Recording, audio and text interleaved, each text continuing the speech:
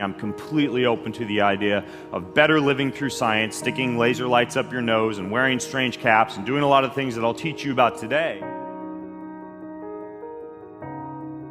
The idea that you can be at a chronological age, but look, feel, and perform as though you're at a much younger biological age is something we can attain and something we can test with telomere length. I'm going to teach you guys some of the things that I did to do this over the past few years. We're going to start with mind, this concept of balancing your neurotransmitters, dopamine, serotonin, an inhibitory neurotransmitter that helps you sleep called gamma-aminobutyric acid, and acetylcholine. Those are some of your most important neurotransmitters. And there are certain things that you can do to keep these in balance. Who likes coffee? Who knows one of the best ways that you can balance your neurotransmitters and keep coffee from gradually depleting some of those excitatory neurotransmitters and keeping you from doing things like sleeping, napping, relaxing, or avoiding that post cup of coffee crash? What's something you could add to coffee? It's theanine. Theanine, Theanine. You add about 100 milligrams of that to a cup of coffee, and it helps to balance your neurotransmitters and keep you from getting that jitteriness from coffee, and also keeps coffee from imbalancing your neurotransmitters. So 100 milligrams of theanine. Another Ayurvedic herb that acts a little bit similarly is called Tulsi, Tulsi. But theanine's very easy to find on a website like Amazon. You add 100 milligrams of that to a cup of coffee. The next one is leaky brain. Your brain has a blood-brain barrier that's supposed to keep certain toxins, certain chemicals out of your brain. And by keeping that brain or that blood-brain barrier sound, you're going to increase your ability to be able to operate neurologically. So one thing is cold shower. I took one this morning as soon as I woke up. All you do is 20 seconds of cold to 10 seconds hot, 10 times through. It's called a 5-minute hot-cold contrast shower. Anytime you get exposed, especially if you can get your head wet or your head cold for your blood-brain barrier integrity. The next is to breathe. There's a lot of different ways that you can breathe, but there's a fantastic form of breathing called buteyko breathing. And in an ideal scenario, based on longevity studies, you want a slightly higher level of carbon dioxide simultaneous to a high level of oxygen. Because when you have a lot of carbon dioxide in your system, it shoves the oxygen into the tissues. This is called the Bohr effect. So in an ideal scenario, you teach your body how to both increase carbon dioxide and increase oxygen simultaneously.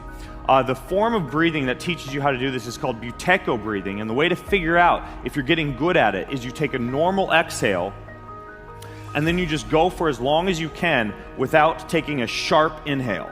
Now, a good score would be anything about 40 seconds or longer, being able to hold your breath after a passive exhale. That's a good sign that you can tolerate high levels of CO2 and high levels of oxygen. There are some really good books out there that teach you how to do this. There's also even a little rebreather device that you can hang around your neck, and I use this when I go on walks. It simply goes in your mouth. It teaches you how to exhale slowly, retain a lot of carbon dioxide, then breathe in through your nose and get a lot of oxygen. So maintenance of both carbon dioxide and oxygen, and not trying to breathe off all your CO2 all the time, is actually important for longevity, because you stay oxygenated and the oxygen gets into tissue. The second form of breathing that I really like is called box breathing. Who in here knows about box breathing? I did the equivalent of a Hell Week for civilians with the Navy SEALs in Encinitas, and the most powerful form of breathing that they taught me when we were getting battered by the Pacific Ocean and we were getting buried in the sand and doing these 26-mile night hikes and just getting beat up for a week was box breathing. Very simple. I'll do it before I get on stage to talk, to suppress the heart rate a little bit. It's very simple. It's a 4 count in, 4 count hold, 4 count out, 4 count hold. Box breathing. And you can do a 5-5-5, a 6-6-6. There's some people really good at breath work who will do a 20 in, 20 hold, 20 out, 20 hold. This idea of box breathing, though, is one of the better stress control strategies that I've used. Okay, next is eating. Next is eating for your mind. Now, if you were to walk up to me and you were to offer me a big stick full of cotton candy, or perhaps one of those snack packs full of healthy food that you get at the airport, and you turn it over and you look at the label, and the number one ingredient, as you see in most processed and packaged food these days, is canola oil, safflower oil, or sunflower oil, or any other processed vegetable oil, I would choose the cotton candy, hands down. And that's because those type of oils are worse for your body than sugar. See, I can metabolize sugar. I can drop and do 30 burpees and stabilize my blood glucose levels, and the body can metabolize sugar very well. Oils, on the other hand, are what comprise your cell membranes after you eat them. They literally are what make up your body. And if you're making up your body with rancid, high amounts of processed oils, what happens is your cell membranes suffer and your longevity suffers. The next one is organ meat. And I realize this is gross for some people to eat organ meat, so I'll take this down pretty quickly. You can get desiccated liver capsules. You can get these in supplement form if you don't like the idea of eating organ meat. The idea of having organ meats at least once a week, though, is fantastic for the brain. You get things like B12 and taurine and all sorts of vitamins your body wouldn't normally otherwise get large amounts of. This is the intellect tree. The intellect tree, and this is found in a smart drug that I like called Qualia Mind. Okay, next is to upgrade your head. I use light for this. There's a few different ways that I use light. I was talking last night to a few people about sun gazing, and this is how I do it. So I just put glasses on.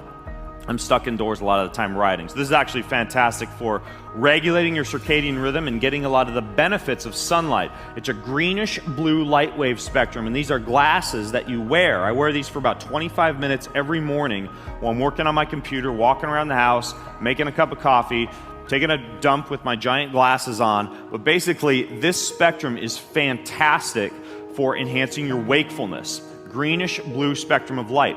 Another one that I'll use to basically as almost like a biohack for exercising the cells, for opening and closing the cells, is called pulsed electromagnetic field therapy. This is a table that I sit on, made by a company called Pulse Centers. But there are also more portable devices. I've met a lot of nomadic people who travel a lot here, and there are a couple devices. There's one called an Earth Pulse and one called a Flex Pulse. Now, pulsed electromagnetic field therapy, or PEMF, is something that you can put at a different setting for anything you want to achieve. Like, you set it at 3 hertz for relaxation and sleep. You can set it at 10 hertz for focus. You can take these things and put them at 100 hertz on a muscle that might be injured. But PEMF is a very good strategy, not only for using to enhance your mind, to wake up the brain. You can place it near your head at about 10 hertz, but also for anything that you'd want to use full body. So PEMF is another one I've been using a lot of lately. Okay, the next is deep sleep, which is fantastic for the mind. A few of the things that I've found to really enhance deep sleep, which when I measure it, I like to be greater than about 10%. And a lot of people who I look at when I see their data from a Fitbit or a Jawbone or any other sleep tracker is that the deep sleep is very low, which means you're sleeping, but you're not repairing and you're not recovering and you're not consolidating memory. Exposure to red light at night. Exposure to red light at night is one very good way to enhance deep sleep. So what I've done is I've changed up all the light bulbs in my bedroom and in my office when I'm working at night to be red light only. Red light only. No artificial light, very small amounts of blue light. Okay, next is your body. You've learned a lot of tips about optimizing your mind. Let's jump into the body. The first is to become a fat-burning machine. We know that adipose tissue releases inflammatory cytokines, and those can definitely get in the way of longevity. As a matter of fact, controlling inflammation and controlling what's called glycemic variability, or how many blood glucose fluctuations that you get during the day, are probably 2 of the most important things that you can do to enhance longevity. So for the fat-burning machine piece, very simple. I'm going to give you my 1, 2, 3 method for losing fat very, very quickly, and I do this every single day. You get up in the morning and you're in a fasted state. Preferably you fasted for 12 to 16 hours. 12 to 16 hours is kind of the magic window to go without eating each day. Next, when you're in that fasted state, you do anywhere from about 20 to 30 minutes of any type of aerobic exercise, not cortisol, stress-producing exercise, something very easy. Walk in the sunshine, easy swim, easy yoga session, you name it. So you're in a fasted state, you're tapping into your own adipose tissue by doing something aerobic in that fasted state, and then you finish with 2 to 5 minutes of cold exposure. 2 to 5 minutes of cold exposure. So you're fasted, you wake up, aerobic exercise, and you finish with cold. And for a bonus on that, if you can have a little bit of caffeine to enhance your fatty acid utilization, coffee or green tea, it'll blow up that effect even more.